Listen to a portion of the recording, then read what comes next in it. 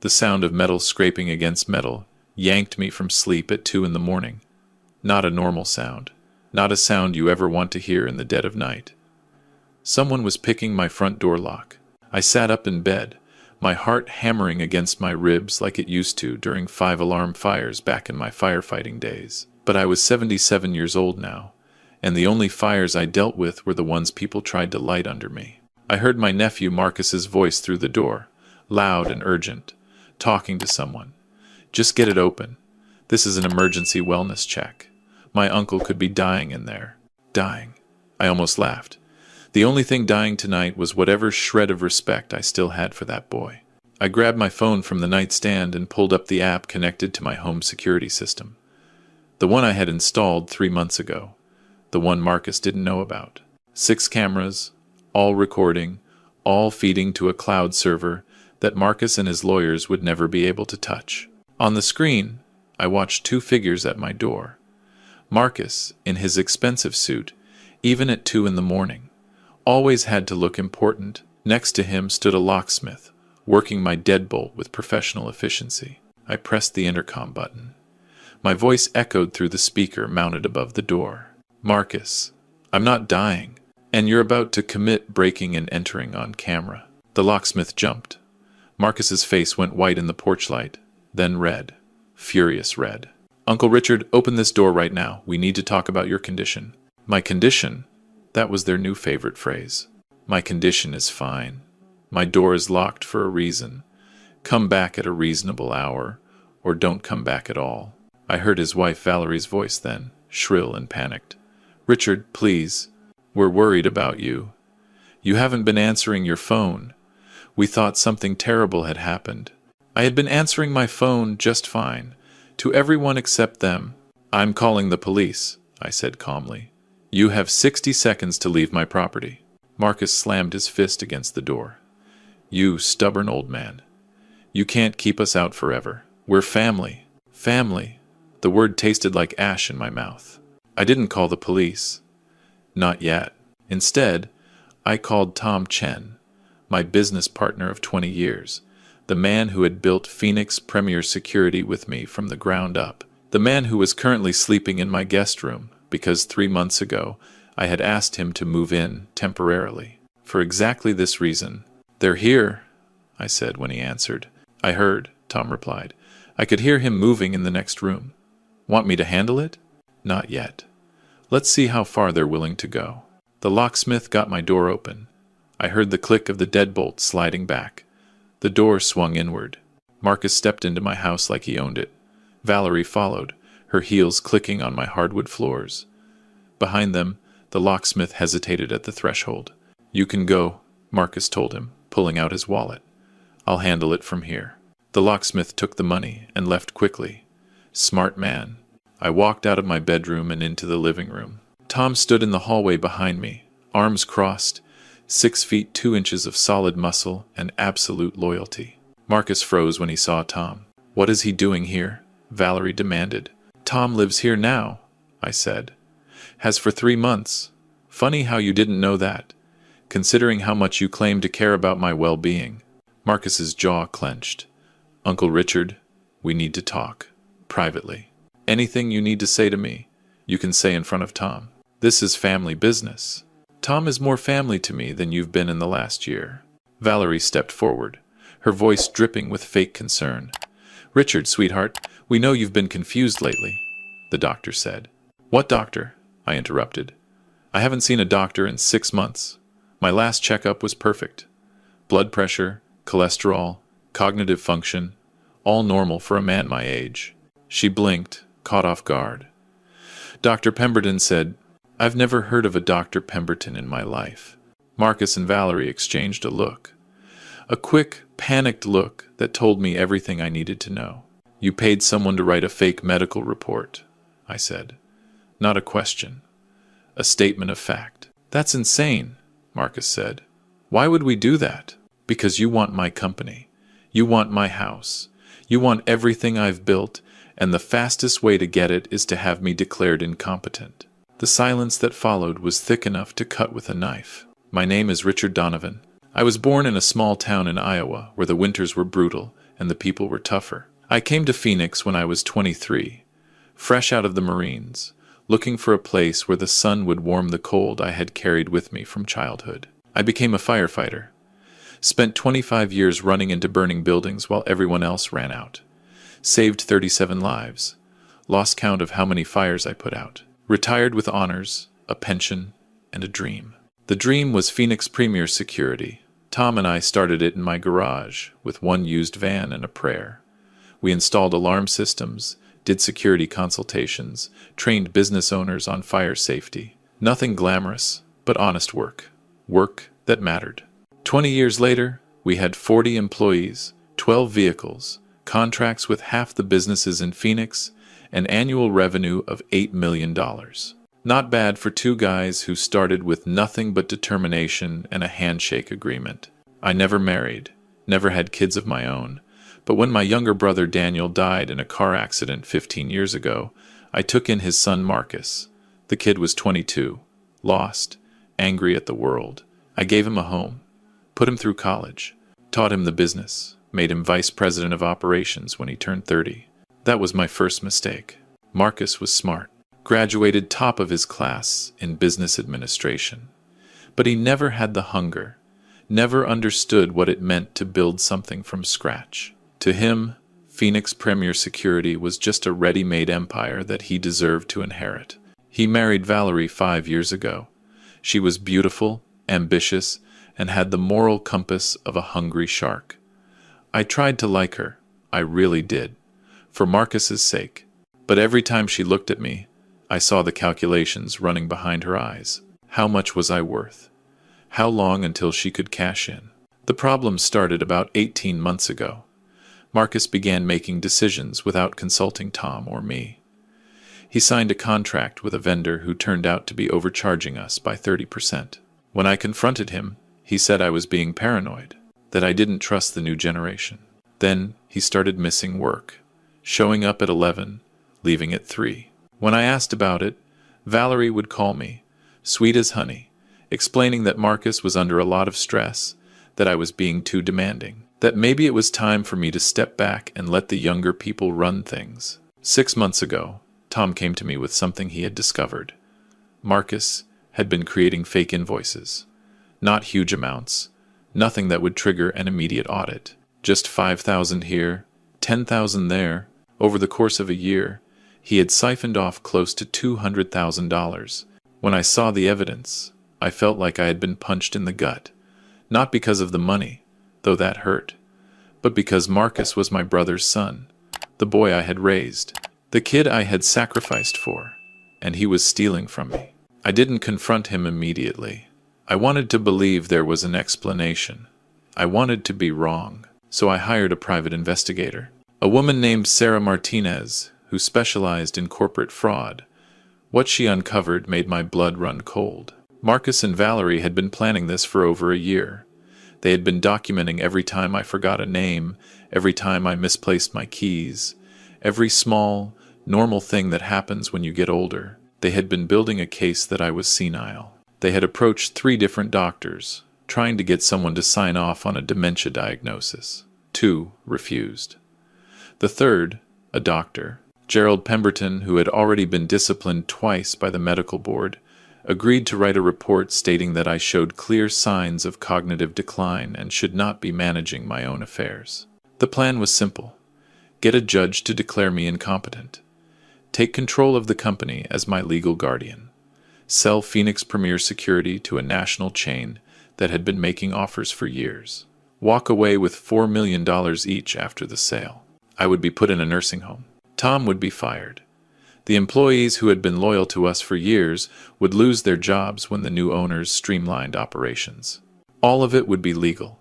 All of it would be justified as concerned family members protecting a vulnerable elderly man. When Sarah showed me the evidence, I sat in my office for 3 hours, staring at photos of the nephew I had loved like a son, documents with his signature, emails where he and Valerie discussed which nursing home would be cheapest, text messages where they joked about how much longer they would have to wait for the old man to finally lose it completely. Tom found me there at midnight.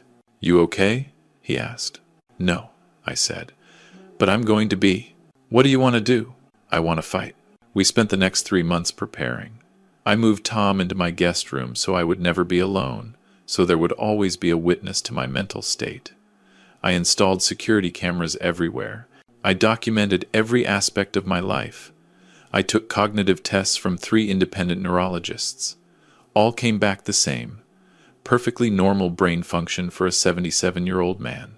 I restructured the company, created an irrevocable trust that protected my shares, changed the corporate bylaws so that no one person could sell without approval from the entire board of directors, made sure that even if someone did get me declared incompetent, they couldn't touch Phoenix Premier security. I also did something else, something that felt like betrayal, but I knew was necessary. I went to the FBI, because what Marcus didn't know was that those fake invoices he created weren't just theft, they were wire fraud, federal crime. And the attempt to have me declared incompetent using a fake medical report, elder abuse, also federal. The FBI agent I spoke to, a woman named Jennifer Walsh, was sympathetic but direct. Mr. Donovan, what your nephew is doing is serious. But you need to understand, if we move forward with this, he will go to prison. Are you prepared for that? I looked at the photos Sarah had given me. Marcus, at age 5, gap-toothed and smiling. Marcus, at his college graduation, proud and hopeful. Marcus at his wedding, looking at Valerie like she hung the moon. And then I looked at the other photos. Marcus and Valerie at an expensive restaurant, celebrating with champagne, the receipt dated the same day. Dr. Pemberton signed the fake medical report. Text messages where Marcus called me the old fool and dead weight. Yes, I told Agent Walsh. I'm prepared. But the FBI moves slowly. They wanted to build an airtight case.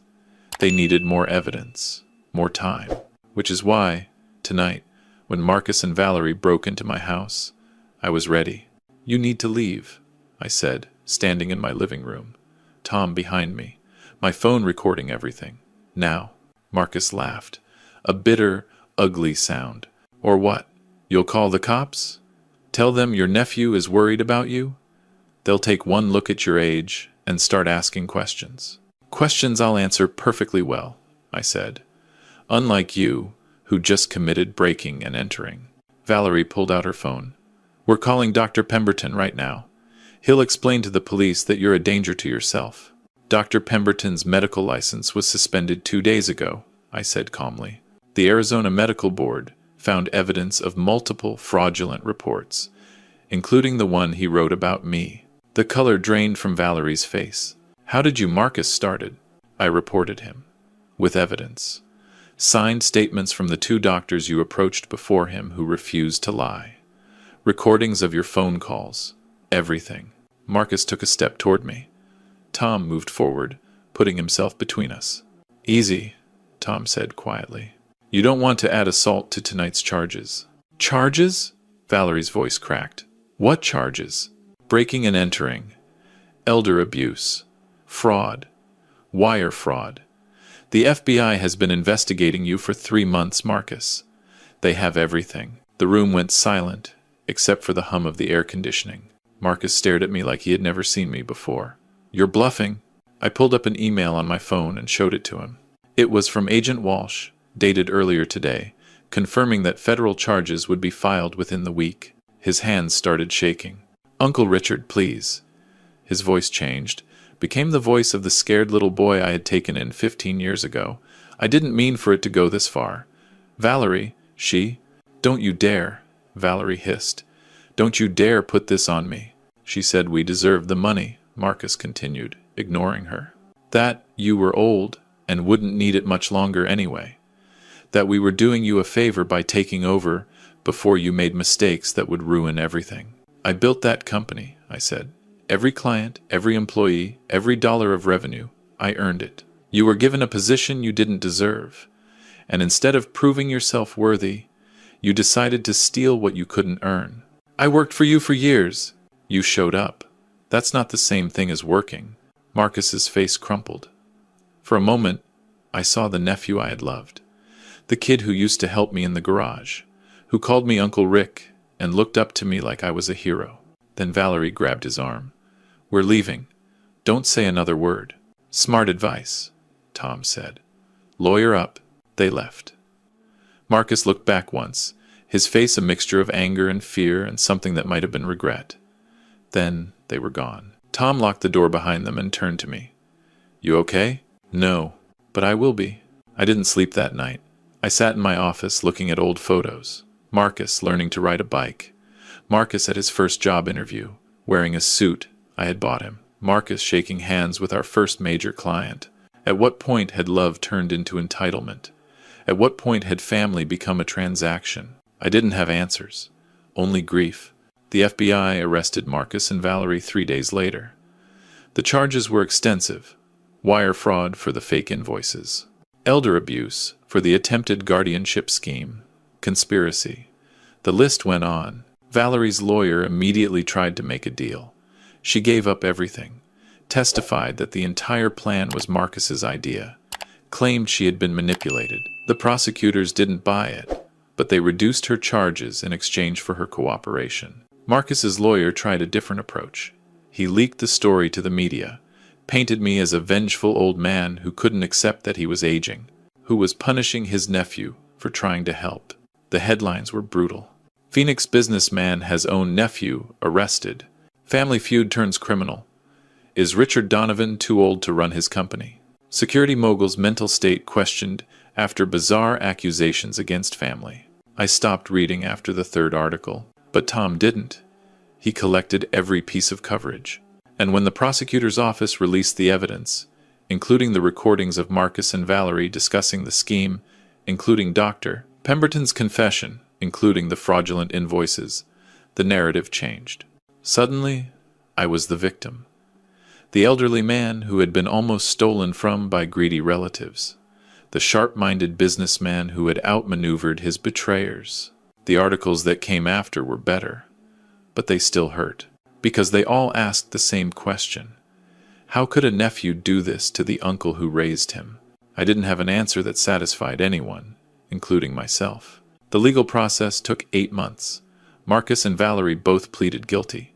The judge, a woman in her 60s, who had clearly seen too many elder abuse cases, was not sympathetic. Marcus got 3 years in federal prison and 5 years probation. He would have to repay every dollar he stole, plus penalties. His name would be on the sex offender registry.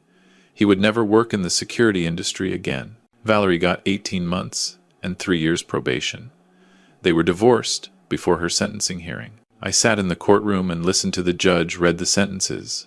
Marcus stood at the defense table in an orange jumpsuit. He didn't look at me, not once. When it was over, I walked out into the Phoenix sunshine and felt nothing. No triumph, no satisfaction, just emptiness. Tom met me at my car. Want to get lunch? Not hungry. Want to talk? No. Want to just sit? Yeah, I want to just sit. We drove to South Mountain Park and sat on a bench overlooking the city I had protected as a firefighter, the city where I had built my business, the city where I had raised my nephew to be a man I thought I could be proud of. You did the right thing, Tom said finally. Did I? You protected yourself. You protected the company. You protected everyone who works for us. I destroyed my nephew's life. He destroyed his own life. You just refused to let him destroy yours too. I wanted to believe him. But all I could think about was Marcus at 7 years old, crying at his father's funeral, asking me if I would take care of him. I had promised I would. I had promised his father. Had I failed? Or had I done exactly what I was supposed to do? A week after the sentencing, I received a letter. It was from Marcus, handwritten on prison stationery. Uncle Richard, I don't expect you to forgive me. I don't deserve it. But I need you to know something. It wasn't worth it. None of it. The money, the company, the plan. I thought I was being smart. I thought I was taking what should have been mine anyway. But I was wrong. You gave me everything after my dad died. A home, an education, a future. And I repaid you with betrayal. Valerie is gone. My friends won't return my calls. The respect I thought I had was just people being nice because of your name. I have nothing now. And it's not because of what you did. It's because of what I did. I'm not asking for forgiveness. I'm not asking you to help me. I just wanted you to know that I understand now. Too late, but I understand. You were right to protect yourself. I would have destroyed you, and I would have convinced myself it was justified. I'm sorry for all of it. I hope someday you can remember me as the kid you raised, not the man who betrayed you. Marcus. I folded the letter and put it in my desk drawer. I didn't respond. Maybe someday I would, but not today. The months that followed brought changes. Phoenix Premier Security grew stronger. Without Marcus's mismanagement, we won back contracts we had lost. We hired new people, good people. Tom and I created a scholarship fund in my brother Daniel's name. Every year, we would give 3 kids from low-income families full rides to college. No strings attached. Just a chance to build something better. I also did something I had been avoiding. I went to therapy. The therapist, a kind woman named Dr. Patricia Moore, asked me what I wanted to work on. I don't know how to feel, I admitted. About Marcus. About everything. How do you want to feel? I want to feel like I did the right thing. But I also want to mourn what I lost. Why can't you do both? That question sat with me for weeks. Because I had been taught that you're either right or wrong, that you either win or lose, that family is everything or family is nothing. But life isn't that simple. I did the right thing by protecting myself. And I lost my nephew anyway. Both things were true. Both things hurt. Dr. Moore helped me understand that grieving the relationship didn't mean I should have made different choices. It just meant I was human. Today, 2 years after that night, Marcus tried to break into my house. I'm 79 years old. Phoenix Premier Security is thriving. Tom and I are talking about semi-retirement, bringing in a new generation of leadership. People we've vetted carefully. People who share our values. I haven't spoken to Marcus since his sentencing. He's out of prison now, living in Tucson, working construction. He sends me a letter every few months, short updates on his life, no requests. No expectations. I read them. I don't reply. Maybe someday I will. People ask me if I regret turning him in. The answer is complicated. I regret that it came to that. I regret that the nephew I loved became a man capable of betrayal. I regret that my brother never got to see his son grow up, and that when he did grow up, he became someone neither of us would recognize. But I don't regret protecting my dignity. I don't regret standing up for myself. I don't regret refusing to be a victim just because I got older. Because here's what I learned. Love doesn't mean letting people destroy you. Family doesn't mean accepting abuse. And being old doesn't mean being disposable. To anyone listening to this story, especially those of you who are getting older, who worry about being seen as weak or incompetent or in the way, I want to tell you something. Your age is not a weakness. Your experience is an asset. Your voice matters. And if the people in your life, even family, try to take that away from you, you have every right to fight back. Fight smart.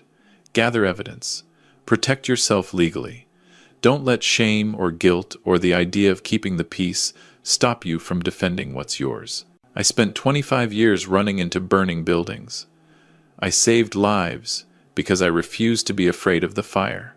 This was a different kind of fire, but the principle was the same. Don't run from it. Face it. Protect what matters.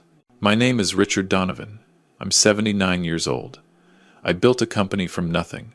I raised a nephew who betrayed me. I fought back when I could have given up. And I'm still here.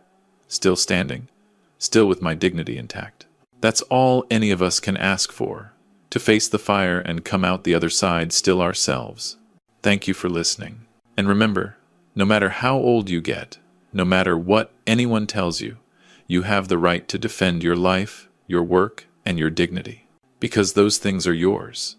And no one, not even family, has the right to take them away.